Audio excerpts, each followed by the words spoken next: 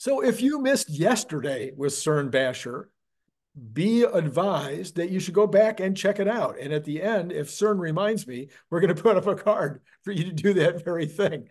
But if for any reason we forget, it's not that hard to go on the channel and find yesterday's program with Cern, where we went as usual on Thursday across a wide variety of stats and charts and things, and then we also spend some time bashing one of our other contributors. Cern, you bash Scott a lot. I only bash those I love, Randy. That's what they all said. That's what they told me when they were bullying me in junior high. Yes. Okay. Right. Right. It was just a sign of love. Yes. Right. It was. All right. Well, today I understand we're going to turn to all things Tesla and that you have some amazing things to tell us about the Tesla story. I do. Before we start, I just want to say that I didn't sleep in these clothes last night because the yesterday's recording was 5 minutes ago. So just so people know that we're not, yeah. Yeah, I know everybody's all worried about that. If people are like, I'll still be wearing the same shirt on Sunday. So as will you, as will you. Yes. Yes. Yeah. All right. Well, now All that we've right. got that out of the way. Yes. Just wanted to make sure that was said. Okay. So I'm not sure if you were aware, but we had kind of some interesting information this week from Tesla. They About production reported, and deliveries, huh? yeah, they reported their production and deliveries report, but I didn't really care about that too much. I was focused on energy. So let's talk about that first. Okay. For the first time, they snuck in a line and they indicated how much energy storage products they deployed in the quarter. And so that was kind of exciting to see that they're, going to maybe hopefully share a bit more information with us on energy. We have been waiting for that. And on my Monday morning show, or that would have been Tuesday morning show, I specifically said, I need somebody to bring this into context. So I'm so thrilled that you're going to be bringing it into context. I am the somebody, hopefully, yes. So I put together this post, Tesla Energy Q1 bright spot, and just parroted back the quote. So in terms of the charts, here's how it looks. So this is the storage deployed per quarter, going back to Q4 2016 Okay. at the bottom and going up to the most recent quarter. Mm-hmm. So yes, this 4,053 megawatt hours was the highest, but just by a smidge, Right. and actually not that much higher than the number was in the same quarter a year ago. Right. Okay. But still good directionally in the right place. Now we do know one thing about storage deployments, they tend to be pretty lumpy, Okay. Yes. right? So this in fact may be a relatively low quarter. It remains to be seen, but go from there. So this is how it looks if you look at storage deployments on a cumulative basis. Mm-hmm. And this is where you really start to see the growth. Right. So they've now deployed over 35 gigawatts or 35,000 megawatt hours Mm-hmm. of storage since Q4 2016. Mm-hmm. Mm-hmm. Okay. So, a fairly decent number. Right. Okay. Now, let's put this into perspective. The stated capacity of the Lathrop mega factory, where they make the mega packs, Yes. is 40 gigawatt hours. Right. And that's the annual capacity. Right. And that factory was completed now, I think, a year and a half ago. Yes. And it's taken them some time to ramp up production. Yes. Slower, I think, than any of us have wanted to see. We don't quite know why, but it's also a fact that storage deployments take time, Yes. right? And so we've seen images. Bradford Ferguson has provided all kinds of images of the megapacks coming out of the factory. He's done a great job on some of that research. So it looks like the production's pretty healthy, but we haven't yet really seen it flow through to deployments. And in fact, you can see that green line is kind of flatlined here in the last couple of quarters. Right. And it's only at, maybe a third of the factory's capacity, maybe a bit higher. Now, one thing I did after last quarter was take a look at the energy business in more detail. And I know that Larry has as well. And what we've noticed is there's a difference between what they're reporting as revenue in green Right. and what you can also look at in terms of the change in deferred revenue, as well as something called unsatisfied performance obligations. So the revenues of Tesla over the last, in 2023, rose 54% in Tesla Energy, the reported revenue. Mm-hmm. But the yellow line, which is revenue plus the change in deferred revenue and the unsatisfied performance obligations, rose 125%. Right. So there's a bunch of money flowing into Tesla's books that are not yet being reported, Exactly. right? And so we're watching this disparity grow, and we're sort of wondering when will this number actually be reported? And so my guess is because the deployments this quarter were not that different than prior quarters, that we may see this continue to grow. Yeah. I don't know yet. I'm anxious to see the 10Q. Um, when Tesla reports their earnings, we won't get all the information. We have to wait until the 10Q is filed to Yes. see everything. So at the end of this month, we should know. So Yeah, this would be really one of those areas where it would be super nice of Tesla to really give us some color here. We know that yes, there's issues with transformers of all sizes. We know there's issue with not having enough of them, which would slow deployments. We know there's issues with permitting, city, state, local. We've read just in the last week that there's issues with some places who have actually gotten their permits, gotten all the approvals, and then because they couldn't get hooked up within a certain amount of time, they've actually canceled orders, not necessarily with Tesla, but overall they've canceled orders for batteries because they they they there was no reason to bring them down there if you can't hook them up. yeah, So there's a and that doesn't take into consideration whether there's been any issues on the production side. So there's a bunch of these are just the ones we know, and it'd be interesting to find out which one of these are really the most impactful. right. We would love to hear some more information. My sense is that there are a lot of things outside of Tesla's control that Yep. are kind of messing this up. But the good news is if that yellow line continues to outpace the green line, then good Yeah. things are to come. Right. If we start to see a slowdown in both of them, then that maybe indicates that some of these issues are really flowing through to Tesla and really slowing down this business. Right. The demand, though, for energy storage is there. It's just all these other factors, Right. connecting it to the grid and so on, getting the permitting, all that stuff seems to be an issue. How long that takes to resolve remains to be seen. Mhm.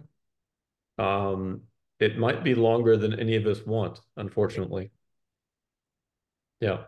But this business does have enormous long-term potential. Yeah.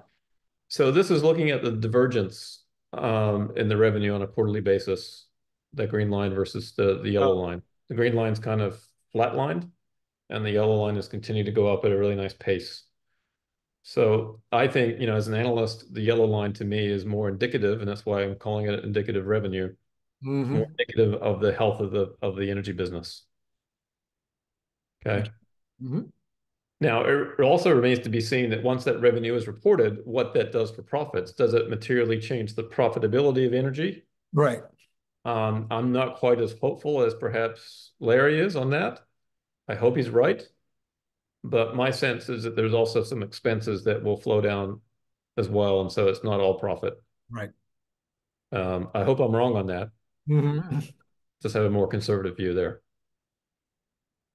This is looking at the balance of deferred revenue and the unsatisfied performance obligations. And you can see the two of these have gone up a lot, particularly the unsatisfied performance obligations part. Oh. And this is really murky about how Tesla recognizes revenue here. Okay.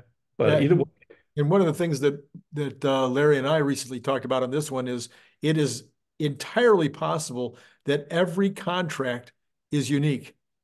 mhm, We have no color on that at all. right. You could have people where they're selling them a storage unit and it's 100% recognized as soon as it's put on the ground, and other people where the recognition of the performance obligations is years into the future. That's right. Yep. No, definitely. If I was ordering something that was worth, $400 million, I think I would want some special considerations in my contract as well. Yeah, Yeah, that's to be expected. And this is the quarterly change, and you can see in the last 3 quarters, the unsatisfied performance obligations has ballooned. right. So they did make a change in their business in some regard. They're collecting this money. It's not yet recognized as revenue, but that balance is increasing pretty rapidly. Yeah. So I expect that to continue to be the case. And hopefully we get a little bit more disclosure on some of this in the next report. Okay. Yep. Mm-hmm. All right. Let's go back then to production and delivery. So my point with this post is, this is 1 quarter, and in a quarter, so Production many and deliver production and delivery of automobiles as opposed to energy. Sorry. Yes, thank you. Thank you for clarifying that. Yeah. Um, Progress is never linear, right? There's ups and downs. And what we're doing with quarterly reporting is we're slicing the quarter at the beginning and an end time, and it's very arbitrary, right? In the meantime, you've got all these issues that they're trying to deal with in a quarter and produce and deliver vehicles, and people are looking at those numbers and saying, what does this mean for the business? Right. In my view, you need to look at more than 1 quarter. You need to look at things over time. So this 1 quarter does not tell us really necessarily a whole lot, good or bad, Yeah. about the business. Okay. So just a few charts. Here's the cumulative production over time. We've crossed that 6 million vehicles produced level. This looks like progress to me, even Right. though the last little bar is lower. Okay. Here's the change in the quarterly production. Okay, we took a step back. Mm-hmm. 2 steps forward, step back. That happens. That happens in everything. I don't care whether it's a business or whether you're an athlete, whatever thing that's where humans are involved. This is the case. This is the way progress works. It's never straight up. Right. Okay. Now we've had that before in prior years. It's just now that the business is bigger, the magnitude looks even larger. Right. Okay. This is delivery. Same thing. We're approaching that 6 million delivery milestone. This quarter, we will get there in the second quarter. Mm-hmm. Okay, there'll be some lucky person who gets the 6 millionth Tesla. Um, and here's the quarterly change in deliveries. Again, a very similar chart. Right. Okay.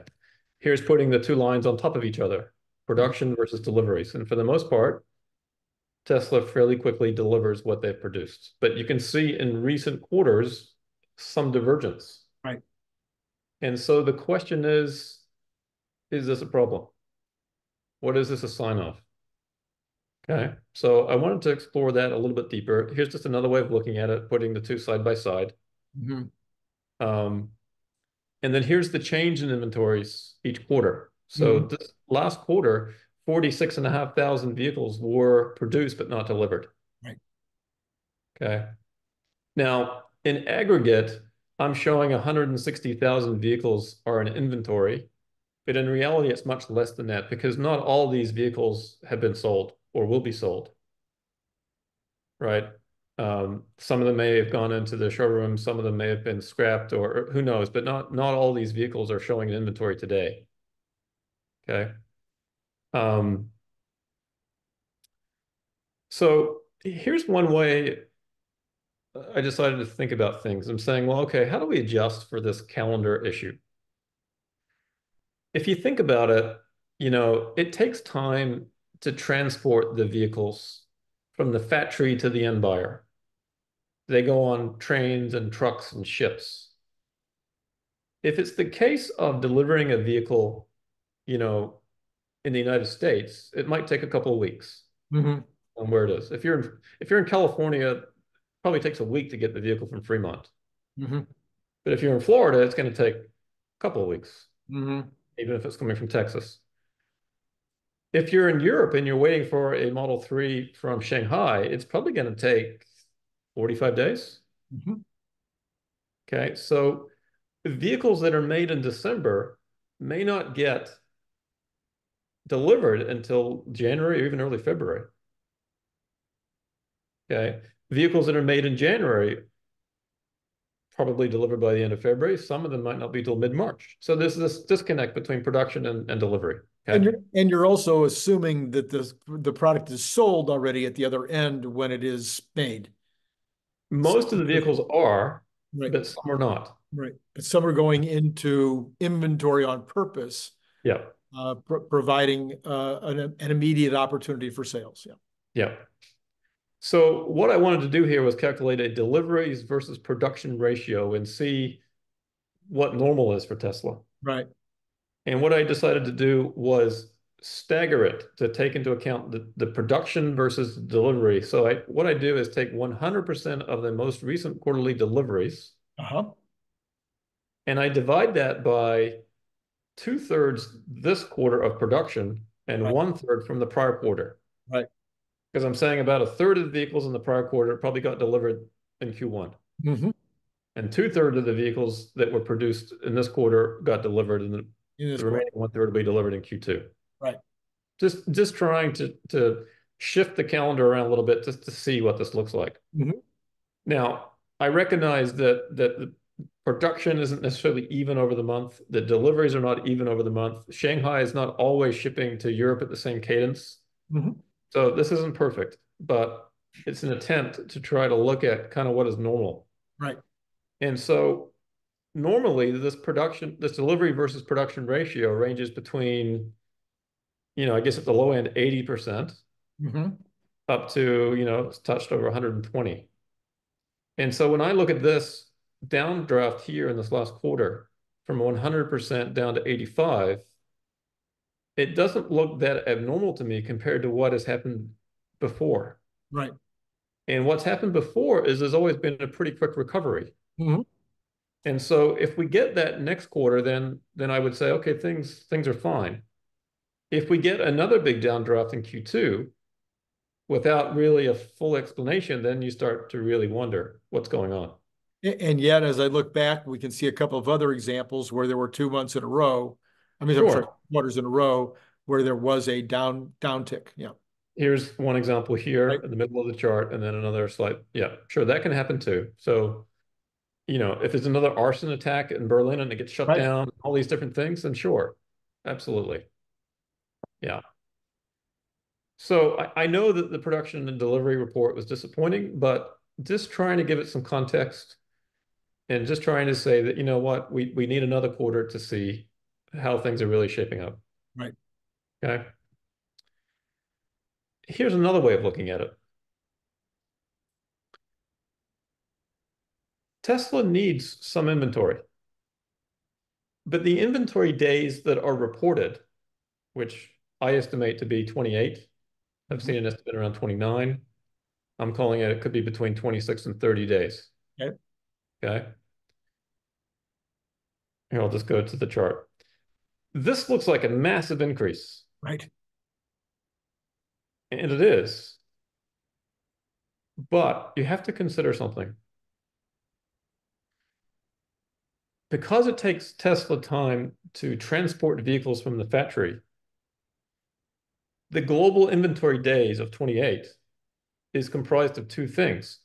It's the time it takes to deliver the vehicle, plus some extra delivery for a cushion. So, for example, my car breaks down. I need a new car. I want to buy one from Tesla this weekend. Right. Tesla needs some inventory to capture those kinds of buyers because if I don't get my car this weekend, I'm going somewhere else. Hmm. So there is a certain amount of inventory that Tesla needs to satisfy that type of customer. Exactly. And the question is how much? Hmm. What I did was I looked at the number of days on average it takes Tesla to transport its vehicles And I calculated that to be about 18 to 19 days. Okay. Mhm. And so that's the blue. And so if you think about that, these vehicles are not in inventory, they're just being transported. Right, So what I'm calling true inventory days are the green. And up until this quarter, they've been underwater on their true inventory days. right, They have not had any vehicles to provide on average, right. to provide those customers that walk in Tesla store and say, I want a vehicle today. Mhm, mhm. Now, obviously, there are pockets where that's the case, but on average, company wide, they haven't had enough. And just this quarter now, they've got some breathing room. And interestingly, they had breathing room Yeah. a few years ago, and then they got into the situation where they didn't. So part of that, having been in the import export business most of my career, when you start having lots of export locations, your logistics become more and more complex. Mhm. It is not the same thing to ship to Hong Kong, where you have a massive port, huge numbers of vehicles leaving every single day out of Los Angeles or out of New York or out of New Orleans. Lots of but not the same situation where you might be shipping to Chile, for instance, which is the most recent country that Right. we opened up. Now, Yep. Chile happens to be also a fairly big transport hub, but you're not going to have the same number of ships leaving out of Texas ports going to Chile as you do leaving out of those Texas ports going to Hong Kong again. Huge amounts going from China back and forth to the U.S. ports. Yeah. There's that. There's coordinating the ships. There's potential shortage of the ships. There's delays that are unforeseen. Wasn't there a ship that was in Australia that got turned back because of Because of bed bugs. bed bugs? You also have a difference between when you're buying the entire ship and when you're buying a portion of the ship. Or maybe in the case of Chile, at this point, you might only be shipping 50 or 60 cars to Chile. And Yeah. you may have much more difficulty finding a spot for that than other places. And now we have a lot of that. You have most of the Southeast Asian countries have been opened up now. Are those going by ship? Or are those going by train? All kinds of logistical issues become way more complex. Way more complex. Now, let's say you take issue with my 18 to 19 days um, transport time. Sure. Let's say you think it's more like 2 weeks. Mhm. Then they've just had a sliver of true inventory up until this last quarter. Right. So I'm actually kind of pleased to see this. Like one of the silver linings, perhaps, in this report is now Tesla maybe has some more breathing room. Yeah. They maybe didn't plan it this way, but the ultimate result may be a good thing for the company going forward. Yeah. Now, as far as, I've been beating this drum all week, but I'm going to beat it again. As far as the United States is concerned, I don't believe that there's any Model 3 inventory sitting in any showrooms in the United States because we've had this rough month in terms of Yeah. production.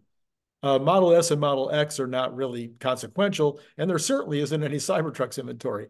So whatever inventory we're seeing in this quarter has got to be Model Ys. It will be interesting to see how well those Model Ys move out of those showrooms if they're available for immediate purchase. That'll be kind of a fascinating study. Yeah. So that was just kind of my take on all that. Not to minimize the challenges they had in Right. the quarter and who you want to blame for whatever happened, but just the different way of looking at it. I see people talking about inventory, but not really going the next level down and saying, okay, what's really going on here? Yeah. And I think you've got to back out the transport time because when you look at the inventory for the other car companies, this is a different number, Yes, right? a much different number. Now, Cern, let me just also talk about one more thing because you may have seen this. I know I've seen it when I was in Korea a few years ago.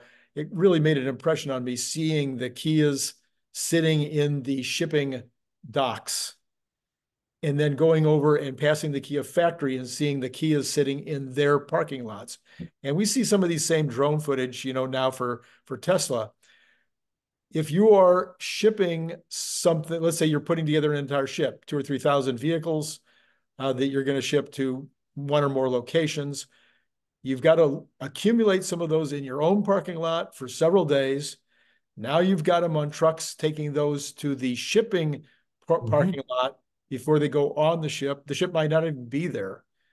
So you could have, when you're talking about 14 days of transport or 17 days, 18 days of transport, you could be looking at 6 to 10 days of just sitting in parking lots and then also going from the parking lot to parking lot before it gets on the ship.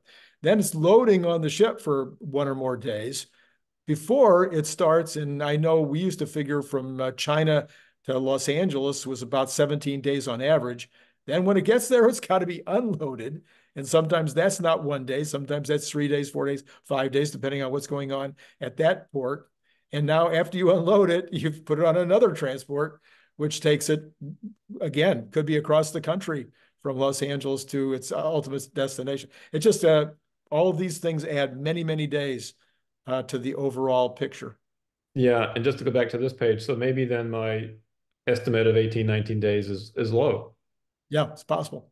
And if that's the case, raise that watermark, that blue line higher, and the green diminishes even further. Exactly. So maybe it's not 10 days of true inventory, maybe it's 5. Yeah. Mm-hmm. And that still doesn't look like much of a cushion. Again, when compared to the Exactly. Yeah. all the other automakers, right? So, people are freaking out about inventory growth. Don't be. I think it's actually a good thing. No. Hurts the current quarter, but one quarter doesn't make the company. Exactly. Yes. You'd rather have them position better going forward, Yes.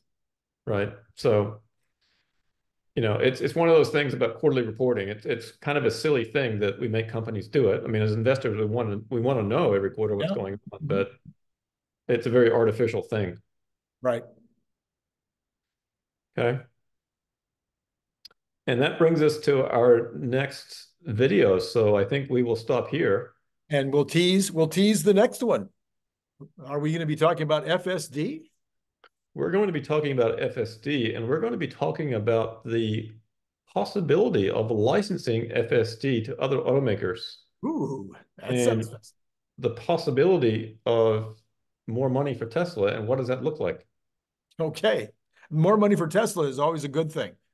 All right, Cern, thank you so much, as always, for bringing us fascinating stuff. And we will look forward then to the next Cern Basher show coming Sounds up great. I'll see you on Sunday in the same shirt. in the same shirts. Exactly right. Thanks as always, Cern. Thanks, Randy. And to all of you out there, it's been great talking to you.